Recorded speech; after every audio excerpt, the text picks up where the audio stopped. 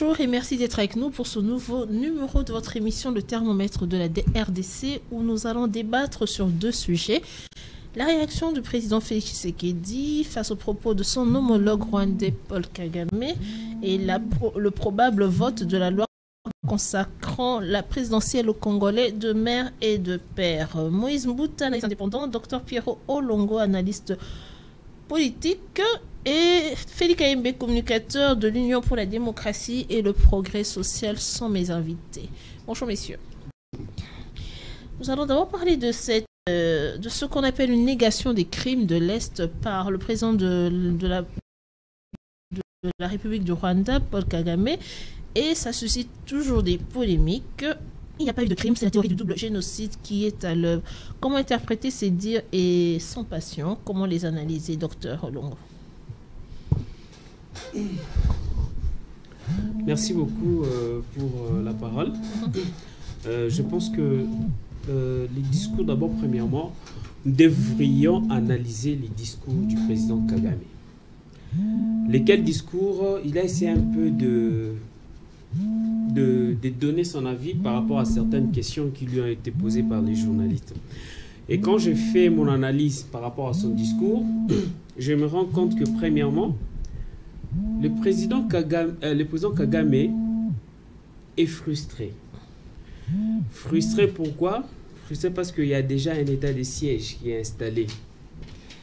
Frustré pourquoi? Parce que le Rwanda, qui n'est qu'un pion de tous les animateurs qui sont à la base de l'insécurité à l'est et du massacre qui s'est passé à l'est du pays, est présenté comme responsable de toutes ces atrocités qui se passent à l'est du pays. Donc il était frustré. De porter le chapeau, quoi. Voilà, de porter le chapeau. Et si vous vous rendez compte dans son discours, si vous avez vraiment bien suivi les discours de Paul Kagame, vous allez voir que Paul Kagame est en train d'accuser la communauté internationale qui, en collaboration avec la MONUSCO, qui selon lui sont à la base de ces massacres, de ces tueries et du pillage des ressources naturelles. Mais il l'a fait à sa manière. Oui, bien sûr. Quand le président Kagame dit, par exemple, que il suffit de donner à l'armée rwandaise juste un mois, il n'y aura plus de massacres, il n'y aura plus cette guerre à l'est de la République démocratique du Congo. Quand il attaque la MONUSCO pour dire comment une force qui a fait plus de 5 ans dans un pays, ils sont venus pour maintenir la paix et que cette force-là n'arrive toujours pas à maintenir cette paix-là, il y a des questions à se poser.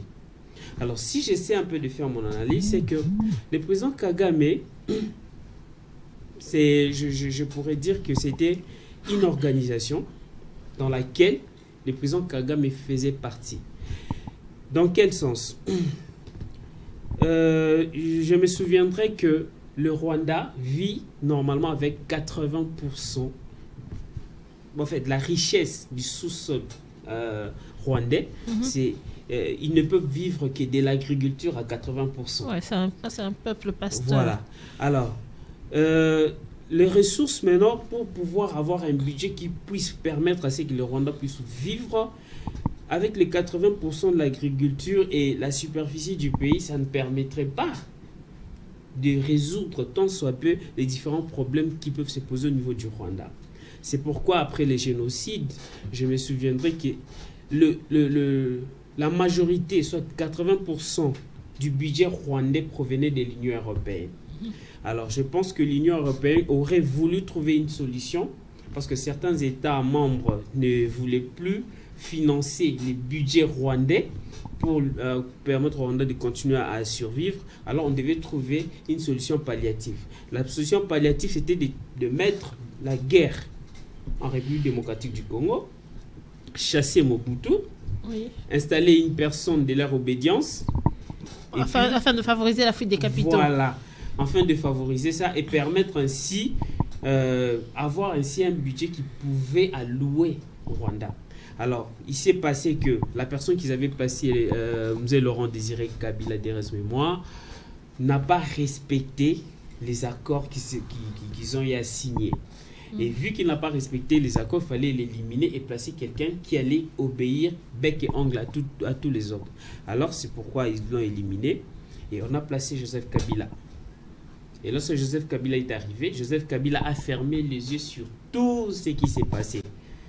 Ce qui était encore plus grave parce que tout ce qu'on pouvait faire, il a fermé les yeux. Conséquence, les gens qui étaient venus peut-être pour prendre une partie des richesses et financer le budget du Rwanda, ils ont trouvé un moyen de pouvoir s'enrichir en République démocratique du Congo. Alors, c'est par là que, si je peux continuer. Oui, bien sûr. Voilà. Chuter. Voilà. C'est par là que, lorsqu'ils ont placé Joseph Kabila, ils lui ont donné certaines conditions. Je pense que ce sont ces conditions-là qu'il a acceptées pour éviter de connaître le même sort que son papa. Il a accepté toutes ces conditions. Et si vous vous souviendrez, vous allez vous remarquer que à chaque fois, parce que lorsqu'il y a eu la guerre à l'Est avec Bemba et les autres, on a fait l'accord de Sand City. Après l'accord de Sand City, il y a eu la paix. Et après la paix, il y a eu organisation des élections. Et Joseph Kabila aurait demandé, après sa victoire, les retraits de la MONUSCO. C'est là que ça posait des problèmes. Ça posait des problèmes parce que ça n'a même pas traîné quelques mois après. C'est le M23 qui naît à l'est du pays. On négocie avec le M23, les CNDP et les autres. C'est bon, on conclut un accord. Les CNDP, les M23 n'existent plus. On retourne... Quand, si je peux chuter, quand Joseph Kabila demande encore les retraits de la MONUSCO, ce sont les ADF qui naissent. Donc, c'est en comprenant le discours de Paul Kagame, il voulait accuser en quelque sorte la MONUSCO et la communauté internationale d'être à la base de l'insécurité à l'Est. Et il y a des signaux qui le montrent. Et on doit vraiment se poser la question, on doit vraiment aller en profondeur pour savoir réellement le rôle de la MONUSCO ici en République démocratique du Congo et le rôle de la communauté internationale dans ces massacres. Il s'est plaint du rapport mapping. Pourquoi? Parce que dans le rapport mapping, on ne parle que des Africains, mais on ne parle pas de la responsabilité de pays de la communauté internationale qui sont, je pense, le maître à penser de tous ces massacres qui se déroulent à l'est de la RDC. Monsieur Moïse Mbouta, vous êtes analyste indépendant. Avez-vous la même lecture que le docteur Pierrot Longo? Merci pour l'invitation, madame. J'estime que ce n'est pas la première. C'est une première. Oui, mais ce n'est pas la dernière. Pas la dernière, merci. Je n'aborde pas la question telle qu'elle a compris le docteur en face de moi. Je voudrais d'abord circonscrire le cadre du discours de M. Kagame. Nous devrions d'abord comprendre quel a été l'objectif de ces sommets. C'était un sommet pour la paix ou pour l'économie. Bien que nous savons bien que pour bien faire l'économie, il faut avoir la paix chez vous. Oui. Ils sont allés là-bas pour parler de l'économie. Du coup, M. Kagame se pointe en premier et il lance un discours minimisant la population congolaise et tout ce que nous avons perdu comme nos compatriotes. Ça, c'est un aspect que j'allais d'abord mettre en place. C'était un sommet pour l'économie. Mais Kagame vient embrayer avec ce qu'il a donné. Au-delà de tout, nous devrions se poser la question de savoir pourquoi Kagame se sent agité. Là, j'aborde dans le même sens que le docteur en face de moi. Pourquoi Kagame se sent toujours agité? Le Rwanda n'est pas le seul pays qui est frontalier à la RDC. Il y a l'Ouganda. Il y a l'Ouganda et il y a les autres. Dans la guerre qui s'est passée à l'Est aussi, l'Ouganda fait partie de... Pourquoi c'est Kagame seulement qui est agité et qui veut faire voir comme si il est clean dans l'affaire, dans les massacres de l'Est? C'est qu'il y a quelque chose qui cloche là en dessous. Il y a quelque chose qui cloche déjà. Il faut comprendre que Kagame a été trompé par la communauté internationale. Kagame a été mal utilisé par la communauté internationale. Par là, vous voulez dire qu'il est en train d'être lâché par ses patrons? Tout à fait, madame. La même chose qui est arrivée à Mobutu quand nous sommes à la fin de la guerre froide. Les Occidentaux ont trouvé que Mobutu n'a plus rien à faire, il ne sert plus dans l'arène politique internationale, il faudrait les remplacer par quelqu'un d'autre. C'est alors que nous avons vu, ils ont formaté la guerre de l'Est. Là, dès le début, dès la genèse de cette guerre, Mouzé Kabila n'était même pas dans l'affaire. Je suivais un documentaire l'autre fois, qu'on est allé chercher Mouzé Kabila, comprenant que c'est un fils du pays, il parle les dialectes, les Swahili notamment, il parle les dialectes du pays, il sera compris et il sera accepté par les Congolais. C'est pourquoi on est allé prendre Kabila pour le mettre, Kabila le père, je disais, pour le mettre à la tête de cette conglomérat des aventuriers, comme le disait lui-même Mouzé Kabila. Et alors, Kagame dit ça. Il se sent déjà lâché parce qu'ils l'ont mal utilisé. Il se sent déjà lâché, donc, tel que je l'ai dit là. Donc, il comprend bien que la tendance de la communauté internationale semble aller vers Félix Tshisekedi pour prendre les rênes de l'Afrique. Mais est-ce que ce n'est pas cette manière que quand les Occidentaux a toujours agi, et on est conscient de ça, nos dirigeants, disons, sont conscients de cela, mais apparemment c'est toujours dans le même schéma que tout le monde marche. À se poser la question, même si en ce moment Félix Tshisekedi qui est le chouchou de ces Occidentaux, est-ce que à se poser la question si bientôt il ne sera pas lâché? Surtout si quand il est en train de mettre cette guerre-là de l'Est, enfin, qui est en train de vouloir terminer cette guerre-là. C'est cette interpellation-là que nous lançons souvent aux dirigeants africains. Nous avons vu depuis les temps anciens, son nom m'échappe, le monsieur qui s'est fait le roi du Centrafrique, l'empereur Bokassa, il a été utilisé. Il a été utilisé par les Occidentaux. Quand ils ont compris qu'il n'a plus rien à nous donner, ils l'ont lâché. Nous avons vu comment il a fini. Mobutu également. Et aujourd'hui, nous voyons tel que les tendances marchent. C'est Kagame. Kagame semble être déjà lâché. Et ils sont en train de chercher qui d'autre mettre en Afrique centrale pour bien contrôler la région. Si ils sont en train de faire des yeux doux au président Tshisekedi, c'est le moment que nous lançons cette parole d'interpellation qui doit être conscient de ce qu'il va chercher à faire avec ces gens-là.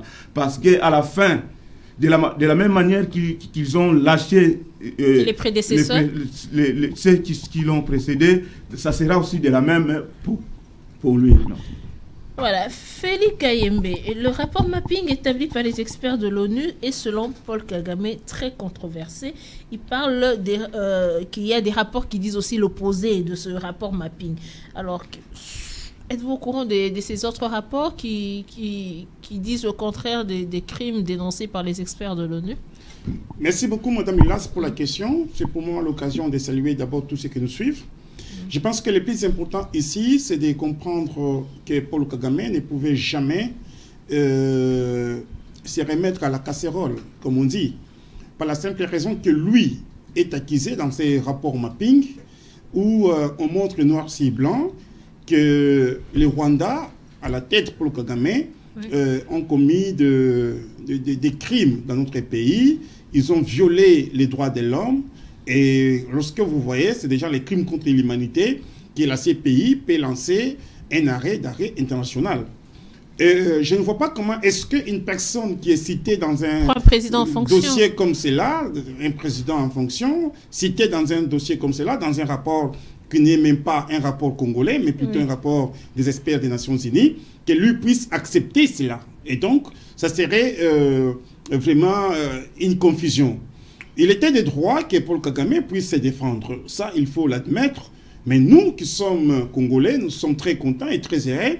Pourquoi? Parce que nous sommes d'abord victimes, nous, les peuples congolais, par la simple raison que l'on a eu à tuer nos compatriotes en nous.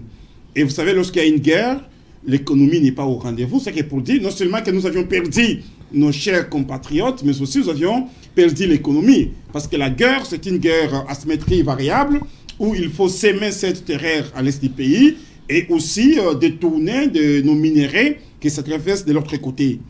Mais ici, moi, j'ai une autre lecture de choses. Je me dis, étant donné que ce sont les experts des Nations Unies qui ont établi ce rapport mapping, et aujourd'hui, Kagame est en train de remettre cela en cause, et donc, il faut maintenant que ces experts internationaux, que les experts des Nations Unies puissent monter au créneau pour montrer à Kagame que c'est toi qui es l'agent causal de tout ce qui s'est passé à l'est du pays. Mais je ne dois pas me limiter à ce niveau-là. Quand vous dites ça, c'est montrer des preuves, mais les preuves sont là dans ce rapport-là. Les preuves sont là, mais il faut faire parler encore les preuves, parce que lorsque on dit aucune thèse n'est exacte, si elle a été rencontrée sur l'antithèse, c'est parce que c'est des hypothèses qu'on progresse au dénouement et un dénouement réfléchi. Maintenant que Kagame monte une thèse qui est d'ailleurs la fausse thèse pour réfuter les évidences qui sont dans ce rapport-là, moi je crois, maintenant c'est aux gens qui ont établi ce rapport de démontrer encore noir sur blanc que Kagame est dedans. Mais aussi, Madame Ilas, je pense que ce ne sont pas seulement les experts des Nations Unies qui ont établi ce rapport. Il y a d'autres organisations internationales, nationales, qui sont au parfum, qui ont démontré noir sur blanc. Il y a aussi le docteur Denis Mukwege qui en a parlé. Oui, il y a docteur Denis Mukwege. Et là, Kagame dit que c'est quelqu'un qui est dirigé par une force inconnue. Non, non, c'est faux. Vous savez, lorsqu'on est témoin gênant, on cherche à tout prix vous disqualifier. Parce qu'il faut dire aujourd'hui, parmi les gens qui sont mieux informés de ce qui se passe à l'est du pays, et donc Denis Mukwege est parmi les premières personnes. Pourquoi? Parce que lui est en contact direct avec nos mamans, nos sœurs qui sont violées. Et il les répare. Il les répare. Je n'aime pas vraiment utiliser les termes réparer. Vous savez, quand on parle d'un être humain créé par Dieu et que l'on dit réparer, c'est que pour dire nous sommes allés au-delà des crimes même. Et donc, moi je pense que Paul Kagame ne pouvait pas accepter comme cela, comme pour s'accuser. Raison pour laquelle le président haï de mon parti politique, Jean-Marc Kabound, que je salue en passant, a dit Paul Kagame c'est comme un accusé au banc, des accusés, permettez-moi la tautologie, et il ne peut jamais accepter, mais il sait déjà qu'il est coupable. Il y a la culpabilité qui pèse sur Paul Kagame. Mais il faut souligner aussi que le président de la République, Félix Tshisekedi, a usé d'une haute intelligence, de la haute diplomatie, pour ne pas se retrouver dans ce qu'on appelle, sous d'autres cieux, index contre index, sinon il allait se retrouver dans les mêmes sacs que Paul Kagame. Mais lui a nagé dans les firmaments pour dire, n'accusez pas Dr Mukwege, et aussi les rapports mapping n'est pas notre rapport, n'est pas œuvre de la population congolaise, mais plutôt c'est une œuvre des experts. Et ici, Paul Kagame se retrouve déjà dans des mauvais draps, dans une zone inconfortable. Il sait déjà qu'à son niveau, l'économie est en train de connaître une baisse, est en berne déjà. Pourquoi? Parce que lorsque la guerre qui se vit à l'Est, qui est en train déjà de prendre fin, doivent définitivement prendre fin. Et donc, de l'autre côté, ils seront dans une position non confortable. Alors, je cite en disant, Madame Ilas, il a exposé sa culpabilité au niveau international. Il se reproche déjà de quelque chose parce que c'est un politique, il connaît la suite, mais nous avions aimé et nous avions salué la sagesse de Félix Tshisekedi. Pourquoi? Parce que Tshisekedi n'a pas voulu nager au même niveau que Paul Kagame. Il a mis la barre très haute tout en interpellant la communauté internationale. Nos juristes maintenant, nos avocats congolais, moi je les interpelle qu'ils puissent constituer un collectif de juristes avocats pour maintenant booster les rapports de mapping, bien que c'est déjà au niveau international, mais nous demandons qu'il y ait aussi les TPI, le tribunal pénal international, RDC, qui doit être établi dans notre pays pour alors que ces messieurs puissent payer de ces actes et son pays puisse de ces actes. Non seulement que nous allons redonner l'image ou commémorer nos morts, Madame Lilas, mais aussi, je sais, lorsqu'il y a un dossier comme celui-là judiciaire et que nous avions gagné, le Rwanda doit nous endommager et endommager les pays de victimes. Monsieur Docteur Pierrot Longo, partons du fait que que Kagame serait le sous-fifre de la communauté internationale. Bon, il faut dire que si c'était un deal, comme quoi il fallait créer l'insécurité à l'Est pour pouvoir piller de ressources, et là lorsque on voit Kagame en tête, tout ça on parle toujours Voilà, au conditionnel. Quand on voit Kagame en tête, ça veut dire qu'il serait celui qui a recruté les autres pays voisins pour dire, écoutez, venez m'apporter main forte dans cette insécurité à l'Est pour que je puisse servir mes patrons. Mais partant de cette hypothèse-là, vous pensez que le fait que la guerre à l'Est prendra fin, ça veut dire le job de Kagame aussi? Oui, oui. Et quelle serait la conséquence? Je pense que pour arrêter la guerre à l'Est, la communauté internationale probablement aurait déjà réfléchi sur la manière de faire pour ne pas qu'il y ait déstabilisation peut-être de la sous-région. Et j'aimerais juste mettre un petit mot. Oui. Quand le président Kagame dit qu'il n'y a pas eu massacre en République démocratique du Congo, oui, on a condamné ses propos. Mais quelque part aussi, quand vous analysez son interview, vous allez vous rendre compte qu'il continue dans ses propos d'accuser cette communauté internationale. Oui, bien sûr. Pour dire que vous voulez que moi je puisse reconnaître qu'il y a eu massacre en République démocratique du Congo. Pourtant, la même communauté internationale à qui on envoie des images de femmes, des enfants qui sont tués à l'est du pays, jusqu'à présent, on n'a pas encore reconnu qu'il y a eu un génocide à l'est de la République démocratique du Congo. Et ça, Kagame essaie un peu de le dire à sa manière. Mais nous, on s'est juste focalisé dans ce qu'il aurait dit qu'il n'y a pas eu massacre. Parce que lui, il a dit qu'il n'y a pas massacre. Et vous pensez que Tshisekedi est au courant de cela, en fait? Bon, quand je dis au courant de cela, ça veut dire qu'il sait que Kagame n'est que un sous-fifre, on va dire. Voilà, le président Tshisekedi le sait très bien. C'est pourquoi il y a des négociations. Je pense qu'il y a des négociations qui sont en train d'être faites avec la communauté internationale. Enfin, qu'on arrête avec les massacres et qu'on aille avec de nouvelles négociations qui permettront à ce qu'il n'y ait plus massacre, mais que chacun puisse se retrouver, que la RDC se retrouve, que la communauté internationale se retrouve. Et si, peut-être pour faire survivre la sous-région, on va trouver des voies et moyens pour pallier à cette situation. J'aimerais aussi ajouter que quand Kagame dit que l'état des sièges ne servira à rien, oui, il a bien dit les choses. Il dit, bon, vous allez installer l'état des sièges aujourd'hui. Et après avoir levé l'état des sièges, les massacres reprennent encore. C'est que vous voulez juste dire qu'on doit attaquer les problèmes dans la racine. C'est pas une façon de dire que tout ce que vous faites là, c'est rien. Non, c'était pas une façon. C'est juste pour dire au président Félix, tu dois attaquer les problèmes dans la racine. Et la racine, c'est quoi? La racine, c'est la communauté internationale. S'attaquer à la communauté internationale, ça veut dire c'est faire une guerre mondiale. Non, c'est-à-dire il faut négocier avec la communauté internationale. Parce que quand il dit, vous placez un état de siège et après les massacres reprennent. C'est-à-dire le même gens qui sont en train de piller nos richesses aujourd'hui, ils sont toujours là. La même MONUSCO qui jusque-là, ils sont là depuis 10 ans. OK? Et on a même vu, il y a un blindé de la MONUSCO qui transportait du coltan. On connaît l'histoire jusqu'ici. Jusque-là, il n'y a pas de suite.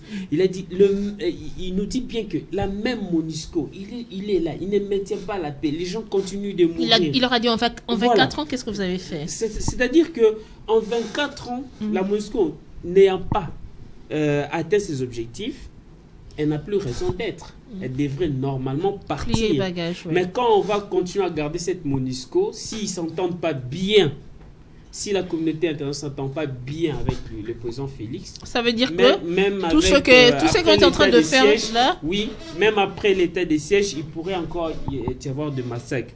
Alors le mieux serait peut-être de bien que le président soit sage, qu'il puisse bien négocier avec toutes les parties dans ces conflits, parce que ce sont des intérêts. Oui. La guerre, les massacres qui se font à l'Est, c'est une guerre d'intérêts. Alors ça, c'est la question que je vais poser à Félix, à Félix Kayembe qui va nous répondre. Préparez-vous, non, c'est pas votre tour, c'est celui de M. Moïse. La question pour vous, préparez-vous déjà à répondre à cela, c'est de savoir... comme votre co-débatteur l'a dit, vous avez dit il faudrait bien vous avez dit bien préparer, négocier. Bien négocier. Alors qu'est-ce que cela implique? Qu'est-ce que cela implique? On maintient la paix, et puis on la consolide.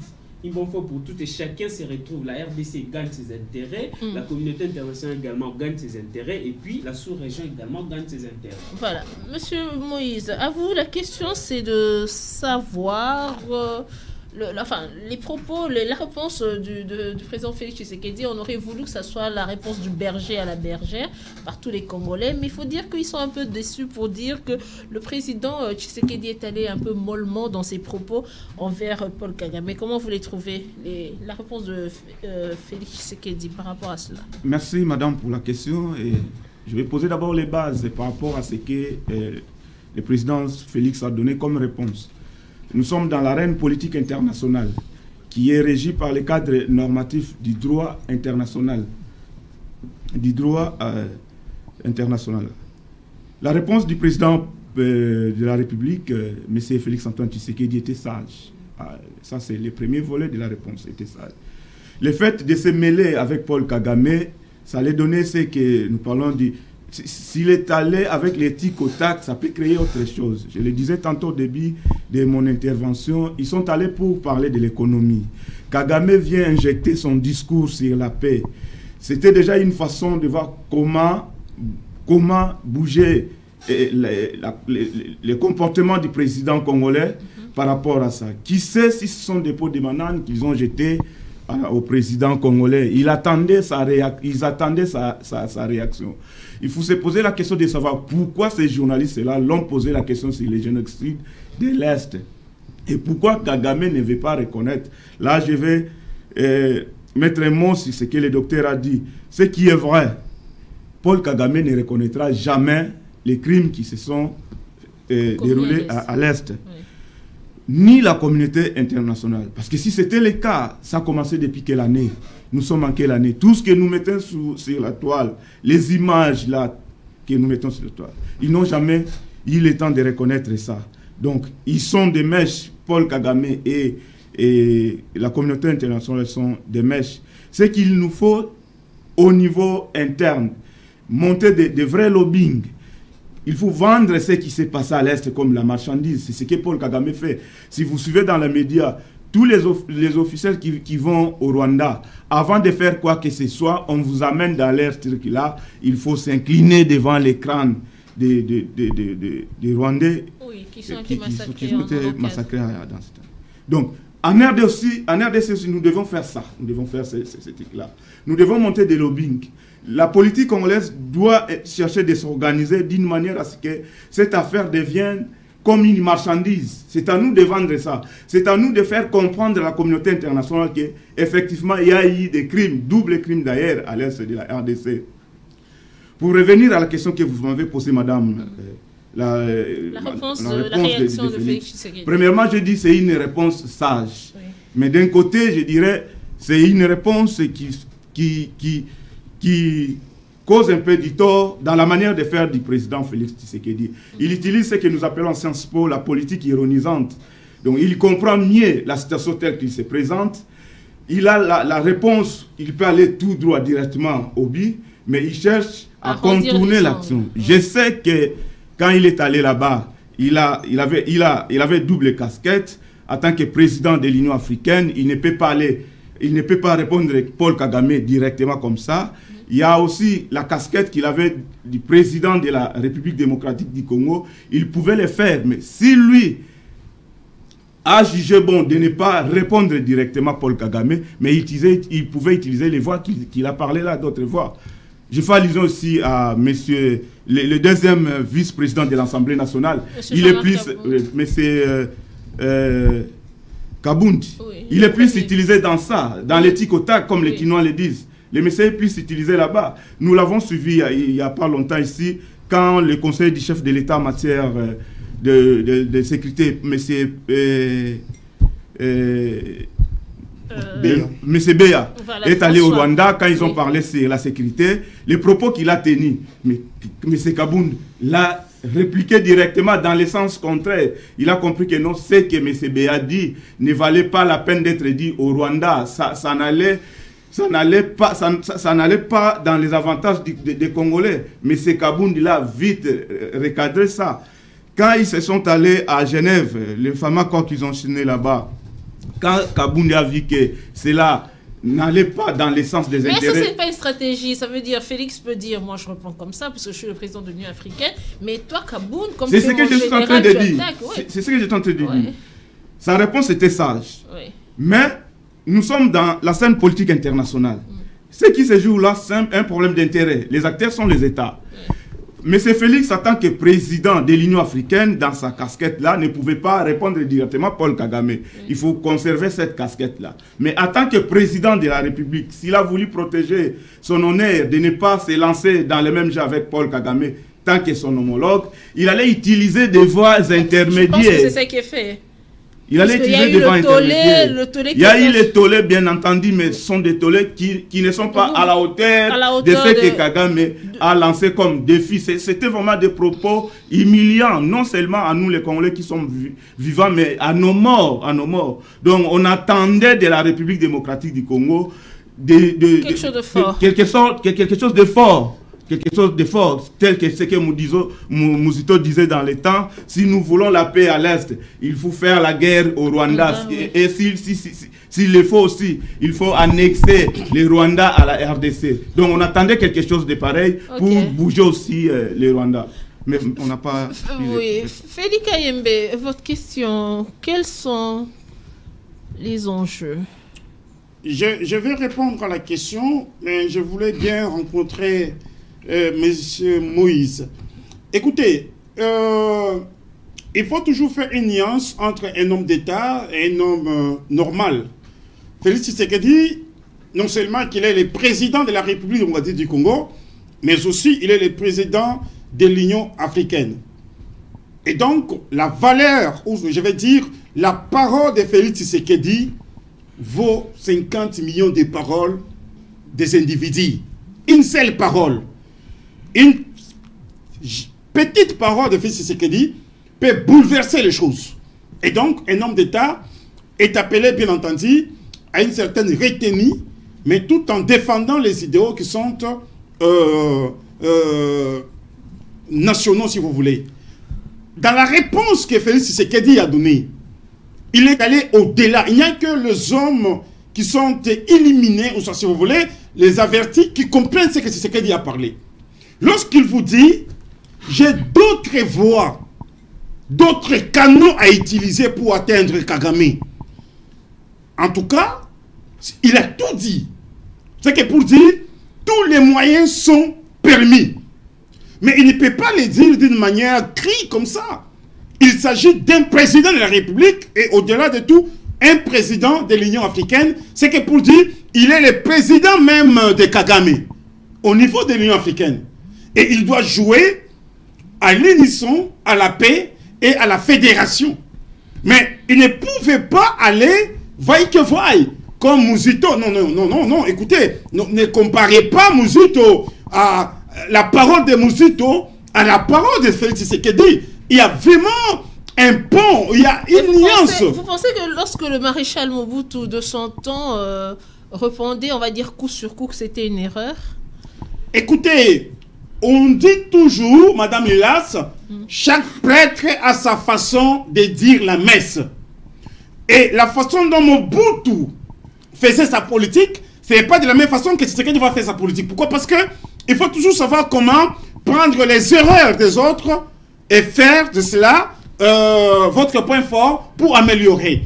Oui, Mobutu était du tic au tac, mais au finish, on avait quel résultat? C'est cela le problème. Moi, je pense ici, Félix Tshisekedi est allé plus loin d'abord à la réponse, mais aussi, il a commencé à préparer l'union, je veux dire, la communauté internationale depuis l'aube des temps. Souvenez-vous, lorsque Félix Tshisekedi partait dans les différentes tribunes, aux Occidentaux là-bas, il leur disait, chez moi, à l'est du pays, il y a la guerre. Mon peuple est en train de mourir et j'interpelle, vous, la communauté internationale, de ne plus commencer à fournir les armes aux pays qui nous agressent et aussi aux rebelles. Lorsque vous allez cesser à fournir les armes, eh bien, vous verrez qu'il n'y aura plus la guerre à l'est du pays. Alors, comment est-ce qu'il faudrait faire voilà, très important. Oui, voilà, moi, je reste toujours dans les dires de Félix Tshisekedi, notre président. Il a parlé de win-win. Donc, gagnant-gagnant. Gagnant-gagnant. pour dire, vous venez, vous investissez dans des voies normales, vous avez votre pourcentage, les pays aussi a son pourcentage, et donc nous gagnons ensemble. C'est ça que Tshisekedi a parlé depuis la nuit de temps. Ça fait partie aussi d'une bonne négociation de la paix. Pour dire, la communauté internationale, ça ce n'est pas une politique de politiciens. Tout le monde le sait que la communauté internationale est aussi derrière ce qui se passe à l'est du pays. Vous allez voir des véhicules de la MONUSCO, vous allez voir des bus où on arrête dernièrement. Moi, je vis une Jeep de la MONUSCO. Et on a changé, on a pris nos minéraux, on a mis dans les pinets et ça roulait normalement. Et heureusement, quand on arrête cette Jeep-là, on se rend compte qu'il y avait des minéraux dans les pinets. Voyez-vous. Et donc, ici, quand Tshisekedi vous dit, nous allons faire en sorte que nous puissions faire une politique de gagnant-gagnant, c'est pour dire, écoutez, monsieur, au lieu que vous puissiez partir par des voies tortueuses et par des voies frauduleuses, venez officiellement que nous puissions négocier avec vous pour que vous ayez ce que vous cherchez et nous aussi nous puissions avoir ce que nous cherchons. Et donc, ici, les dangers est plus dans les camps de Kagame parce que il est en train de voir comment est-ce que les capitaux sont en train de fuir dans son pays du fait qu'ils gagnaient d'une manière illicite dans notre pays. Maintenant, la diplomatie qu'incarne le président de la République, Mme Lilas, est tellement élevée. Il parle maintenant avec les gens qui étaient derrière Kagame. Ce sont ces gens que nous commençons maintenant à négocier avec eux d'une manière tout à fait directe. Eh bien, Kagame s'est dit, moi je vais chuter. Alors, je dis ceci. Pour que la guerre finisse à l'est du pays, d'ailleurs c'est en train de finir, et cette guerre-là, je l'ai dit, c'est une guerre asymétrique variable, c'est-à-dire on apparaît dans un village, on tue, on fuit, mais avec l'état de siège qu'on a décrété, en tout cas nous sommes en train de rééduquer une seule fois pour toutes ce qui se passe à l'est. Voilà pourquoi Kagame a peur pour dire, écoutez, moi je peux amener les militaires à l'est du pays pour qu'on en finisse. Qui est celui-là qui peut s'inviter dans une affaire dès lors qu'on ne vous a pas invité? Okay, ça chichote quelque chose là-bas. Les propos de Kagame, docteur Olongo, les propos de Kagame ne sont rien différents hein, par ceux qui ont été prononcés, je pense, l'année passée par son ambassadeur Vincent Kagera. Oui, qui disait aussi, qui disait que le rapport qui avait la même politique de négationniste vis-à-vis du rapport mapping. Vous vous en souviendrez. Et plusieurs regroupements de la société civile ont marché pour appeler au départ de cet ambassadeur-là. Mais Félix Tshisekedi avait l'air de toujours, avec sa politique, comme on va dire, que peut-être qu'on ne comprendra pas encore, d'arrondir les ongles pour dire non. Alors, pensez-vous qu'il n'est pas temps de vraiment que ça puisse cesser cette insulte à la nation congolaise? C'était l'ambassadeur et maintenant c'est le président lui-même qui le fait. Je pense que pour arrêter ces insultes à la nation congolaise, il n'y a que deux voies. La voie de la paix, soit la voie de la guerre. Alors il faut faire un choix. Soit on met la guerre, on l'amène jusqu'au Rwanda, ou soit on privilégie la paix et on négocie. Parce que j'ai dit ici que nous avons affaire à la communauté internationale qui est la tête pensante de tous ces massacres ici en République démocratique du Congo. Et je l'aurais déjà dit ici lorsque je suis passé une fois dans une des émissions, j'ai dit que il y a même des films américains où on nous a montré la complicité de cette communauté internationale de la MONUSCO sur les massacres de l'Est du pays et de toutes les guerres qui se passent à l'Est du pays. C'est clair, c'est connu, ils connaissent ça très bien. La communauté internationale est la tête pensante de tout ce qui se passe à l'Est du pays. Cette communauté internationale utilise le Rwanda ou soit Paul Kagame comme bouc émissaire. Ok? Alors, pour en finir avec ça, soit si on met la guerre au Rwanda, oui, ça serait une bonne chose, on sera content. Et puis par après, si cette guerre continue, si l'insécurité continue, sans oublier que la même MONUSCO, qui sera peut-être MONUROI là-bas au Rwanda, va aller sécuriser aussi. Parce que le Rwanda ne sera plus bouc émissaire. Ouais. Parce que je pense bien que l'armée rwandaise ne peut pas se tenir devant l'armée congolaise. Ah ben ça, c'est pas ce que dit Kagame. Ça, c'est pas ce que dit Kagame. C'est une petite armée. D'abord, le pays, il est tout petit. Nous, on est plus de 50 millions d'habitants. Un pays qui s'est développé avec voilà. notre coltan, n'oublions pas. Plus de alors que nous-mêmes, nous l'avons, nous ne sommes pas aussi développés. Si on prend l'option de la guerre, les Rwandais ne résisteraient pas. Les Rwandais deviendraient une province de la République démocratique du Congo. Mais le problème va rester pendant, parce que la racine, c'est la communauté internationale. C'est pourquoi j'ai dit qu'il serait mieux de négocier avec cette communauté internationale, de négocier aussi avec les Rwandais et l'Ouganda, entre guillemets, voire même le Burundi, qui survivent grâce aux richesses de la République démocratique du Congo. Il faut prendre toutes ces personnes-là, négocier avec eux de sorte à ce que la République se retrouve, ok? Ces personnes aussi ne puissent pas connaître un déluge par rapport à leur économie et que la communauté internationale aussi puisse avoir ses avoirs pour lui permettre de continuer à survivre. Sinon, si on met la guerre, la communauté internationale peut trouver d'autres moyens pour nous attaquer encore. Donc, j'aimerais aussi ajouter quelque chose quand M. Moïse parle de Mouzitou. Oui. Quand Mouzitou dit non, on doit mettre la guerre, on doit amener la guerre jusqu'au Rwanda. Mais il était Premier ministre. Mouzitou a eu à accueillir ici Paul Kagame. Pourquoi ne l'a pas avoir assassiné? Pourquoi ne l'avoir pas chassé? Pourquoi à ce temps-là, il n'avait pas parlé d'aller avec la guerre? Bizarrement, c'est toujours lorsqu'on est en dehors des affaires politiques qu'on a une prise de conscience de ce qui se passe réellement que pendant qu'on est aux affaires. Bon, en fait, pendant qu'on est aux affaires, il y a ce qu'on appelle la réelle politique.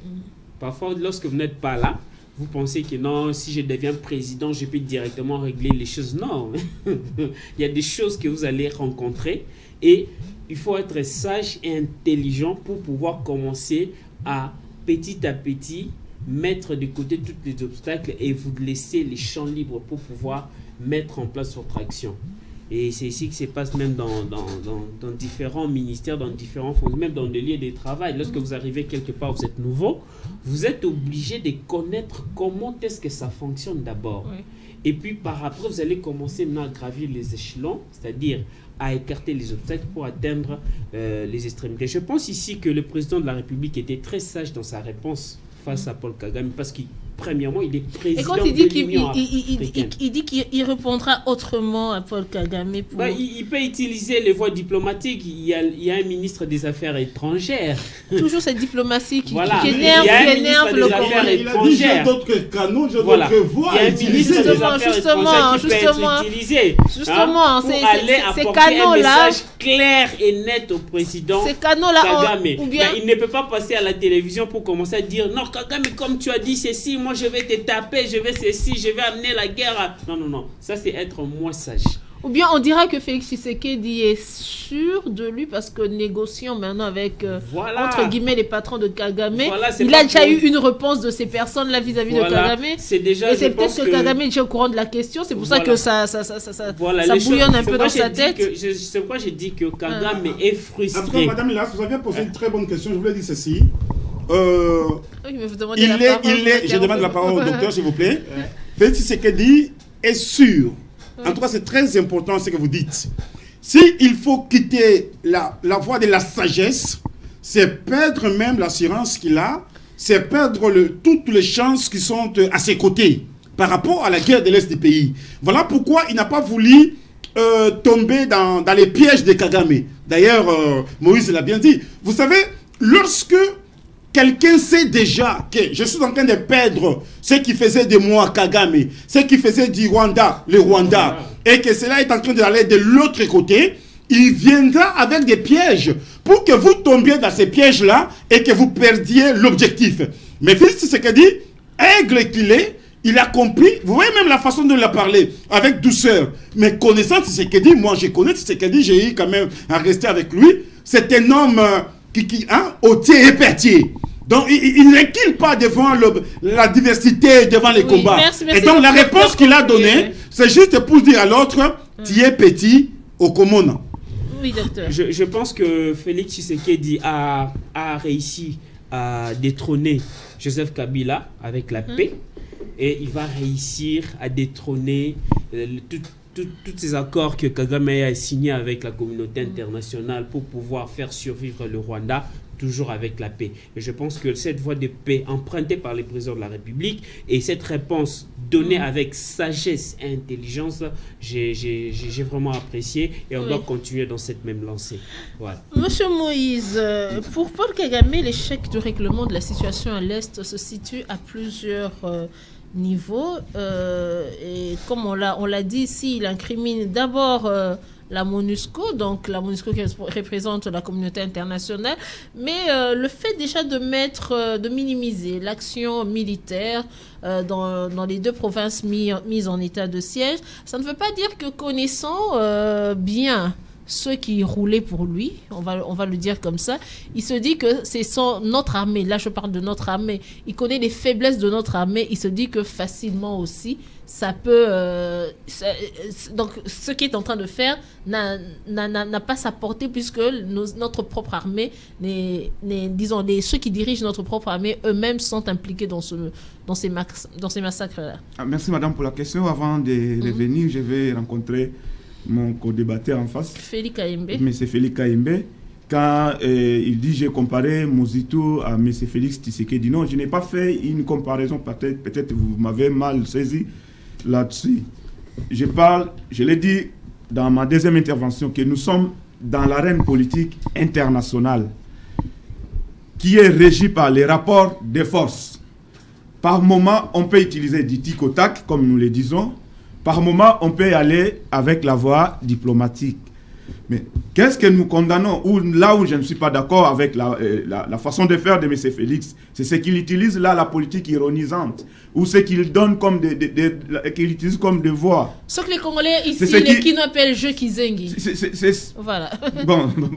C'est ce qui lui cause souvent du tort. La politique ironisante a trop de conséquences. C'est ce qui s'est fait avec ce qu'il a conclu comme accord ici avec les FCC cash que nous avons appelé abyssement coalition. Or, en tant que politologue, ce qui s'est passé, ce n'était pas une coalition, mais une cohabitation. Vu ce qui s'est passé là-dessus, comment les acteurs se comportaient, loin du comportement d'un acteur qui est dans une coalition. Ça, vraiment, je n'ai pas comparé les deux. Mais ce que moi, j'ai voulu faire, parce que quand Kagame me donne ce message, il les donne en tant qu'un homme d'État, c'est un président de la République d'un pays. Quand il vient à la place publique, à l'arène politique internationale, il lance ces défis-là dans un autre pays. Je l'ai souligné, j'ai compris aussi que Félix est allé là-bas maintenant là, il a deux casquettes, celui du président de l'Union africaine et le président de la République démocratique du Congo. Et tant que président de la République, il pouvait aussi aller avec du tic au tac avec son homologue rwandais. Parce que nous sommes c'est les rapports de force. C'est les rapports. Permettez-moi, permettez-moi. Parce que Félix Tshisekedi a un objectif. S'il vous plaît, Félix Tshisekedi a un objectif qui le poursuit.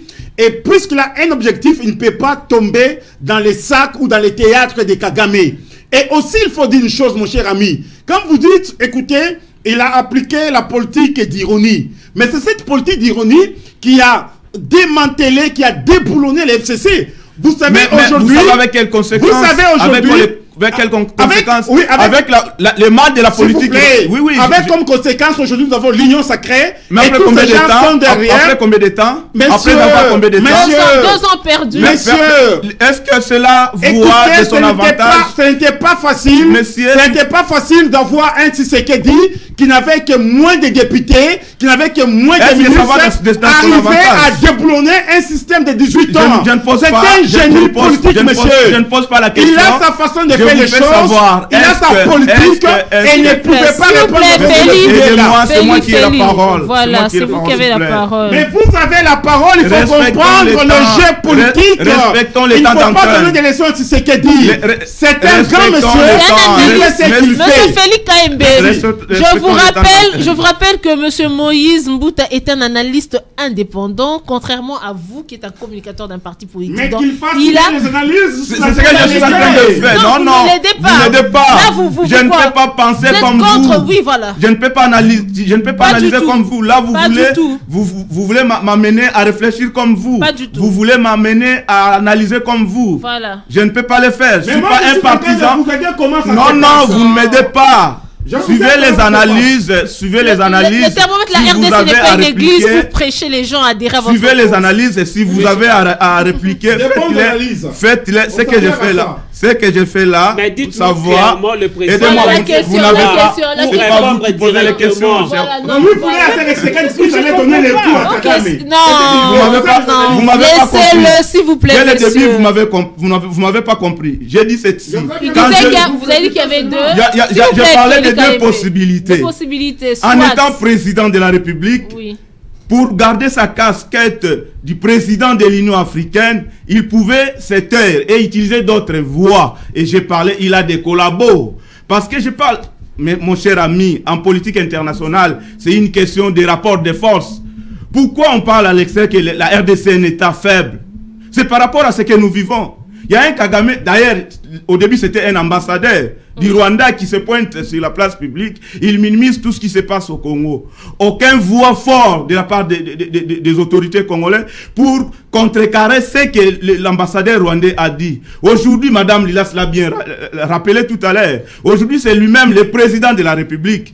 Un homme d'État qui se met dans les médias internationaux pour minimiser ce qui se passe à l'Est. Pensez-vous que nous allons fermer l'œil et nous allons applaudir, S'il vous plaît, Félix Kayembe, s'il vous plaît. Aidez-moi à analyser.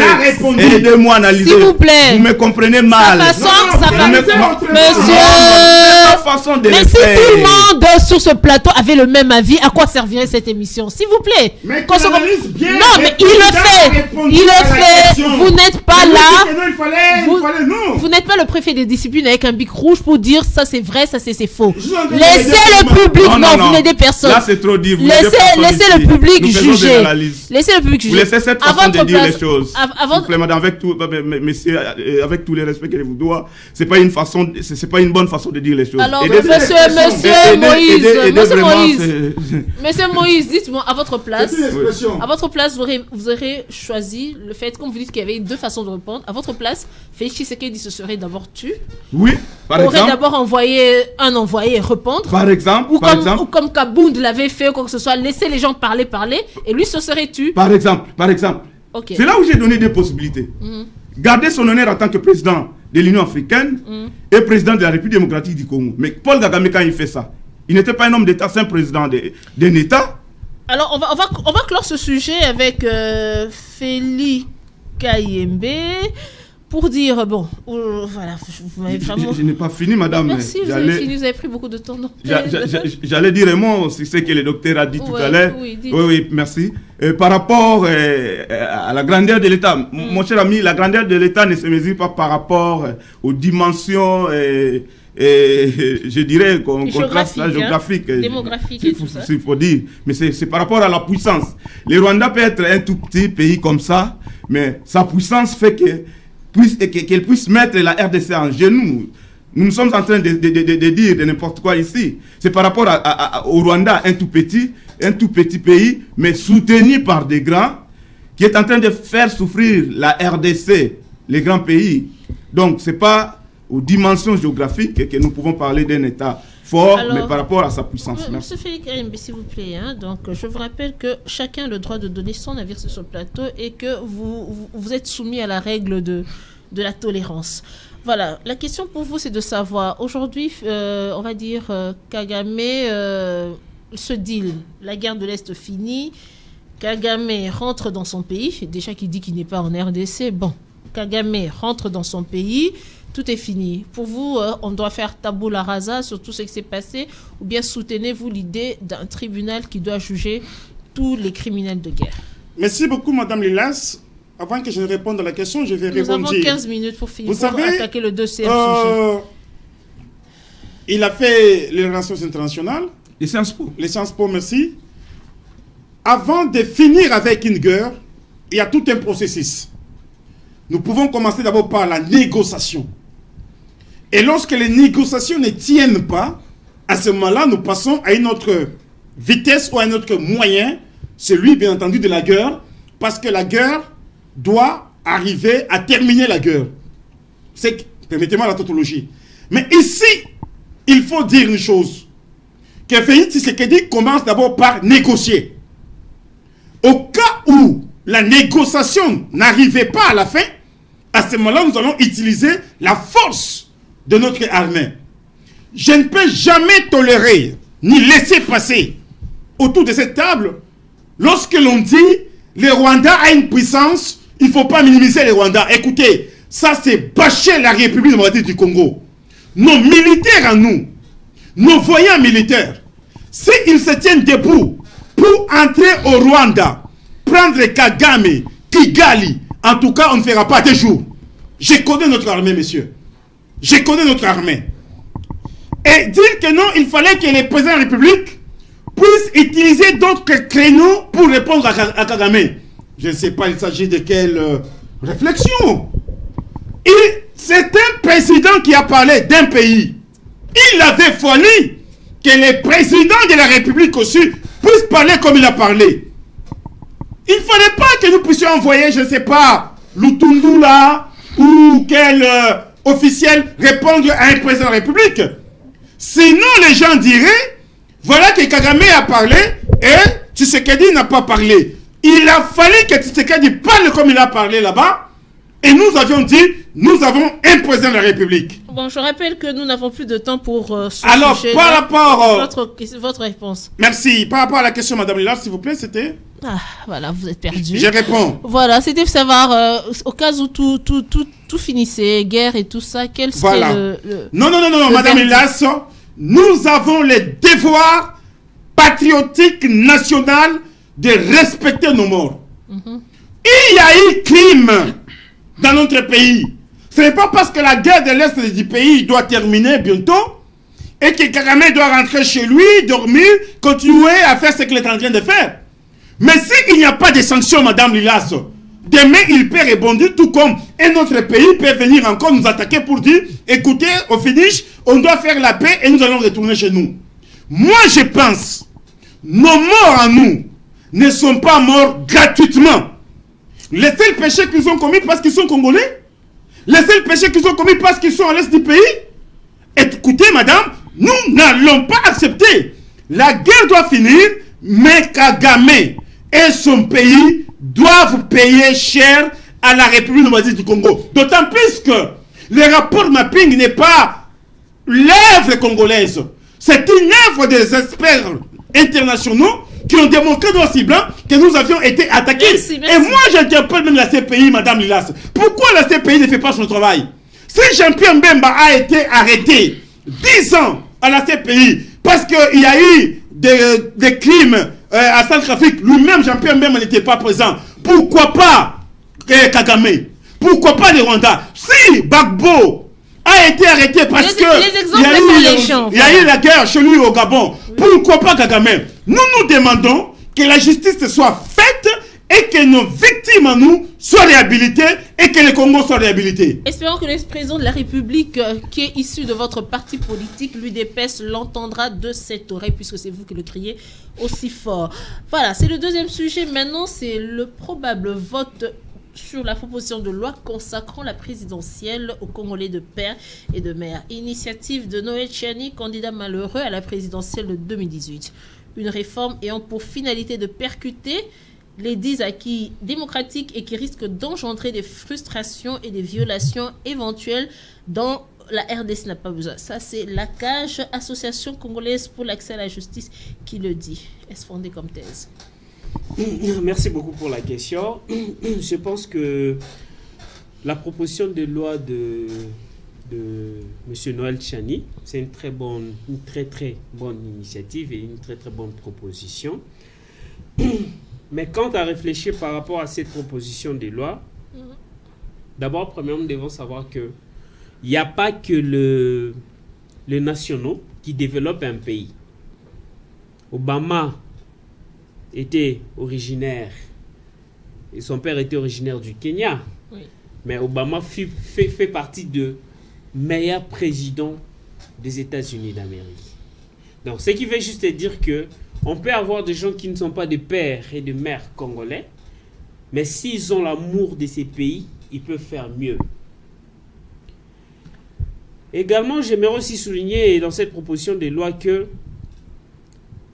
je comprends un peu plus ou moins la motivation de Noël Tchani parce qu'on s'est rendu compte dans différentes législations qui sont passées que la plupart des binationaux, c'est comme ça que moi je préfère les appeler, parce qu'ils ont en même temps la nationalité soit française, soit belge, soit je ne sais quoi. Oui, mais ils sont de père et de mère congolaises. C'est peut-être Ils se sont naturalisés. Ils se sont naturalisés, mais quand ils reviennent au pays, ils n'ont presque pas le même patriotisme que ceux qui sont au pays. Okay. Parce que parfois, cette souffrance-là que nous, on connaît ici, eux ne le connaissent pas. Ici, il y a des gens qui meurent de faim. Mais eux, en Europe, ils ne meurent pas de faim. Ils mangent très bien. Ils ont beaucoup de avoirs. La faim, ce n'est pas leur problème. Et quand ils viennent ici, ils sont députés, ils sont ministres.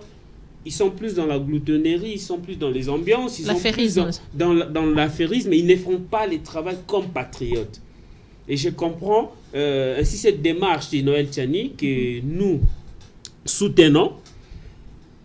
Parce que c'est une démarche qui pourra permettre à ce que les gens qui sont pères et mères congolais, de vrais Congolais de sang, puissent diriger la République. Et pour chuter un tout petit peu, j'aimerais juste rebondir par rapport ça c'est fini, hein, ça c'est fini. Ça c'est fini. Non, mettre juste un mot au propos de M. Moïse. Pour ceux qui viennent de nous prendre en cours, ils ne comprendront pas hein, de quoi vous parlez. Ok. Alors, M. Moïse, est-ce que c'est une loi qui a pour but d'exclure, comme le pensent certains? C'est fait à dessein pour exclure certaines personnes. Merci pour la question. Il faut aller mettre les gens dans le bain. Et partir du début, est-ce que M. Noël Tchani a quelle qualité? Est-ce que ce qu'il fait là, c'est une proposition de loi? Parce qu'il propose une proposition de loi n'est qu'une émanation d'un parlementaire. M. Noël Tchani n'est pas un député. S'il est venu avec un projet de loi, il n'a pas qualité. Il n'est même pas un membre du gouvernement. Donc, c'est une notion d'abord, j'allais dire, qui relève du droit international privé. Alors, Noël Tchani, ce truc-là est parti de son tweet. C'est une idée jusque-là. C'est une idée. C'est une idée. Qui commence à prendre corps. Oui, qui commence à prendre corps. Mais il faut l'amener, nous parlons de la démocratie, de l'état de droit. Oui. Il faut l'amener dans le processus normal pour que cela puisse prendre vraiment corps au vrai sens du terme. S'il veut que cette histoire puisse aller dans ce sens, il n'a qu'à chercher peut-être un député pour parrainer. Mais lorsque le député va parrainer cette initiative, ça ne sera plus la loi de Noël Tchani. Ça portera le nom de la personne qui va la parrainer. Ça, oui, mais je pense que Noël Tchani est au courant de tout cela. Hein. Oui. Maintenant, il faut aller voir l'opportunité de ce que Noël Tchani est en train de faire. Est-ce que ça a des rapports? Vous comprenez, il parle de la nationalité d'origine, où il veut que le Congo soit dirigé par un Congolais qui soit né de père et de mère. Est-ce que lui-même, il est dans cette logique-là? Vous avez posé la question... Vous voulez parler de sa nationalité américaine? C'est ce que j'entends parler. Vous avez posé la question de savoir si cette idée, parce que moi j'ai du mal à appeler loi, cette idée aurait l'intention d'inscrire les autres aux échéances électorales à venir. Ce qui fait mal dans la tête des Congolais, je vais aller droit, je pense que ça ne va pas fâcher mon compatriote en face, c'est le rapprochement linguistique de Noël Tchani avec l'actuel président de la République. Faux. Laissez-moi aller. Félix Kayembe. Laissez-moi aller, permettez-moi. Félix Kayembe, laissez-le finir. Je vous ai tendu une Je pièce vous ai tout à dit l'heure. Heureusement, que je vous ai eu. souffrez d'être tolérant sur ce plateau. Je vous ai tendu souffrez. une pièce tout à l'heure. Heureusement, je vous ai eu aussi. Voilà. Tout au début, je l'ai dit. Il je est pense pas tombé, que- il est tombé. Non, je dis tout simplement c'est faux. Mais c'est ça. Oui, continuez s'il vous plaît. Et alors, ces rapprochements-là linguistiques de Noël Tchani avec l'actuel président de la République, c'est là où les gens pensent que cette loi, cette idée aurait à avoir une mainmise du camp politique actuel, juste pour exclure la personne visée. On ne peut pas aller derrière le dos de la cuillère pour se dire ça, selon ce qui se dit même dans son cas politique. La Moïse personne Katumbi. visée, on parle de Moïse Katumbi, qui serait, je n'ai pas confirmé ça, qui serait d'un papa étranger. On parle de le monsieur, qu'il soit juif, ici, c'est quelque chose.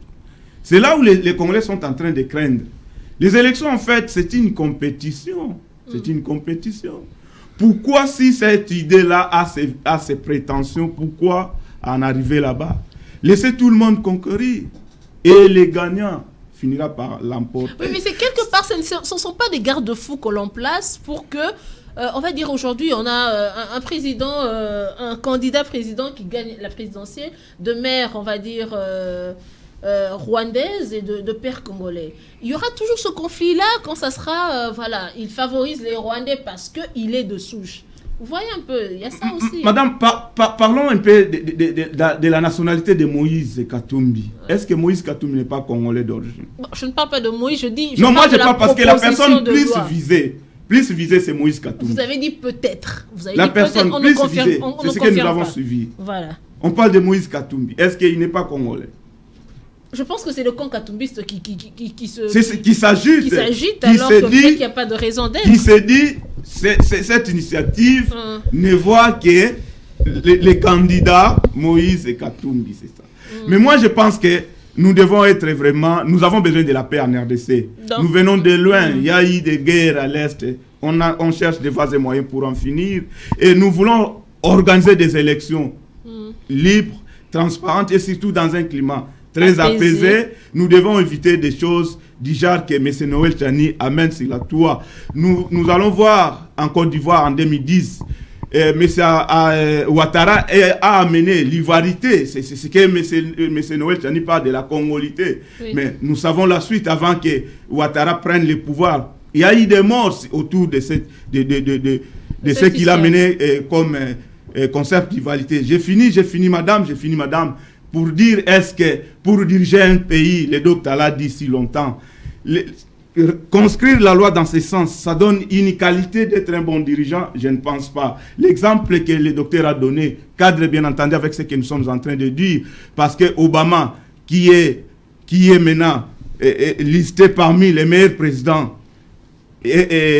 américains, il n'est pas 100% américain. Nous avons vu Sarkozy en France, qui a fait aussi son mandat. Il n'est pas à 100% congolais, il est d'origine hongroise. Donc je ne pense pas que cette loi-là ait vraiment son opportunité en ce moment. En ce moment, oui. Est-ce une distraction alors, Félix Kayembe, de se concentrer au lieu de se concentrer sur la gestion actuelle du pays et de l'amélioration du vécu quotidien de Congolais? Est-ce une distraction de parler de cette loi-là? Madame Lilas, cette proposition. Tout pays est dirigé par sa constitution, par ses lois. Je pense ici, il ne faut pas seulement attaquer Noël Tchani parce qu'il est ici peut-être de la province du président de la République, mais il faut aussi souligner qu'il n'est pas de la province du président de la République parce que le président de la République est ici de la province du Kasaï oriental et Noël Tchani, lui, est de l'Omami. Et donc, il n'est pas de la province du président de la République. De deux, une loi a un caractère impersonnel. Donc, ici, je pense, lorsque nous parlons d'un caractère impersonnel, on n'est pas en train de viser qui que ce soit. Pourquoi est-ce que les gens voient que Moïse Katumbi, pourquoi est-ce que les gens, j'ai même entendu les gens dire de Matata Pognon par rapport au dossier qu'il a avec la justice. Et donc, moi, je me dis, nous ne sommes pas dans une politique de discrimination, une politique où on doit discréditer certaines personnes pour que nous puissions nous faire la place. L'IDPS est un grand parti politique. Je ne vois pas comment est-ce que l'IDPS est derrière cette loi-là. C'est une loi qui est de l'UDPS. C'est ce que je dis, parce qu'on nous dit, il semblerait que la famille politique du chef de l'État est derrière cela. C'est pour cela que je suis en train de dire que l'IDPS est vraiment à quarantaine de cette histoire qui est en train de se passer. Noël Tchani, c'est un Congolais comme nous autres. Il a le droit de réfléchir, de proposer une loi. D'ailleurs, comme on dit, il n'est pas député. Je pense qu'il peut donner cette proposition à un autre député, ou soit il peut recueillir 100 000 signatures, c'est ce que la Constitution dit, pour que la loi puisse passer. Mais ici, il faut dire une chose, nous n'avons pas peur de qui que ce soit, parce que nous sommes allés aux élections en 2018, nous avions gagné les élections, ce n'est pas aujourd'hui que nous allons dire, écoutez, on doit mettre des gens de côté pour que nous puissions avoir encore cette facilité de passer en 2023. Nous allons passer, on doit gagner les élections haut la main. Madame Lilas, je pense la question que vous aviez posée, elle est tout à fait importante. Pourquoi? Parce que aujourd'hui, pour moi, je me dis c'est une distraction. Nous devons nous focaliser par rapport à ce qui se passe à l'est du pays, par rapport au social de notre peuple, par rapport à la gratuité de l'école de base, par rapport à la sécurité, à ce qui est urgent, que de rester autour de certaines questions qui sont aussi légitimes. Parce que je pense le plus important, c'est d'avoir aussi les fils et filles du Congo qui dirigent ce pays. Il y a ce qu'on appelle le conflit d'intérêts, madame. Imaginez-vous, vous avez un papa ougandais ou rwandais, et votre maman est congolaise, avec ce qui se passe aujourd'hui, et que vous êtes au sommet de l'État, vous aurez toujours ce penchant-là de dire, et là c'est chez mes oncles, et voilà. Donc vous ne serez pas vraiment un juge impartial, vous serez partial en ce qui concerne le traitement des questions d'État. Ce que Noël Tchani est en train de proposer, moi je soutiens cela. Nous avons besoin de voir les gens qui sont des pères et des mères congolais diriger ces pays. Nous ne pouvons jamais accepter qu'un étranger puisse venir diriger le pays. Sinon, il y aura des contrats qui vont aller dans le sens d'avantager les pays de son père ou de sa mère. Pourquoi il se dit, le jour où ça doit barder ici, le jour où mon mandat va terminer, je vais aller rester là-bas et calmement bien. Donc moi je pense que c'est une question nationale pour certaines fonctions d'État, que ça demande seulement que les fils du pays puissent diriger. La congolité, la loi là de la congolité, nous soutenons cela et nous disons, pourquoi est-ce que ça fait mouche? Il y a d'autres fonctions où vous pouvez, bien entendu, exercer ministre, DG, ou soit être opérateur économique, faire tout ce qu'il faut faire sans être inquiété. Mais il ne faut pas envier le sommet, madame. C'est comme quelqu'un, et vous le recevez chez lui à la maison, vous lui donnez à manger, il commence à réclamer votre femme. Non, là, ça ne doit pas passer. Là, ça ne doit pas passer. Donc, c'est comme ça que nous devons comprendre les choses. Nous disons ici, pour la magistrature suprême, en tout cas, il faut qu'il y ait les fils du pays, des pères et des mères. Il aura un cœur qui bat au Congo, il aura une âme congolaise, il aura un esprit congolais. Mais lorsque vous avez quelqu'un dont son père est rwandais, il aura un cœur qui bat au Rwanda. Il va vous dire, écoutez, il n'y a pas eu massacre. Dès lors qu'il y a eu massacre, dès lors que nous avons le rapport mapping. Merci. Nous, c'est les Congo et les Congolais seulement. Merci, c'est la fin. Il est 11h32. À cause de Félix Kayembe, nous avons débordé de 2 minutes. Veuillez nous excuser. Voilà, donc, merci, docteur Olongo. C'est, je crois, la troisième fois que je vous reçois. Oui. Monsieur Mbouta, la première fois. Félix Kayembe, voilà, n'est plus à présenter. C'est l'invité du vendredi. Merci à vous, les téléspectateurs, de nous avoir suivis. Vous allez revoir cette émission en rediffusion à 21h15 sur nos antennes. Et je pense pendant tout le week-end, selon les arrangements de la régie avec la haute direction. Voilà, merci à El Hadj Glody Maemba pour cette émission. Merci à la jolie demoiselle dont je ne retiens toujours pas le nom, je m'excuse. Voilà, Mamie, c'est ça? Voilà, et merci aussi à Depicho Kabasele pour la réalisation. Je vous dis au revoir, à la prochaine.